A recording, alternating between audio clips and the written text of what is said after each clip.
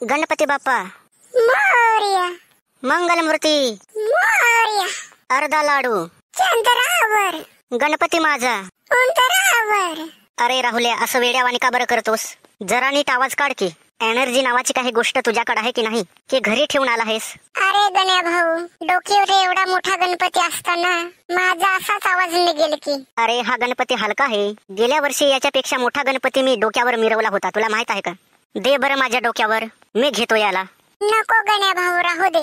तुला याचं वजन नाही टोलवता येणार. उगाच तू पाडून देशील बरं. मी तुला कमजोर वाटतो की काय? अरे 50 किलोचं पोतं मी एकटाच उचलतो. आणि हा गणपती काय चीज आहे? आणि आपल्याला कुठं बरं लांब विसर्जन करायचं आहे तो? इथं समोरच या नदीत बुडवायचा आहे ना. मग दे बरं डोक्यावर माझ्या. असं म्हणतोस तर घे. बरं केलंस गण्या भाऊ, तुझ्या डोक्यावर तुने गणपती घेतलास. नाहीतर मला घामच निघाला होता की. केव्हापासून मी याच गोष्टीची वाट पाहत होतो की माझ्याकडून कोण ही मूर्ती घेतोय ते.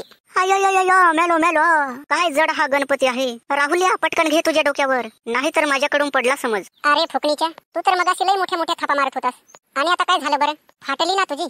अरे कोणतंही काम एवढं सोपं नसतं बाबा. आणि इकडे बघू, मी याला व्यवस्थित घेतो बरं. सॉरी राहुल्या, माझ्याकडून लई मोठी चूक झाली. मी उगाचच तुला हसत होतो. याच्या पुढे मी अशी चूक नाही करणार. ते जाऊ दे, चल पहिले गणपती विसर्जन करूया.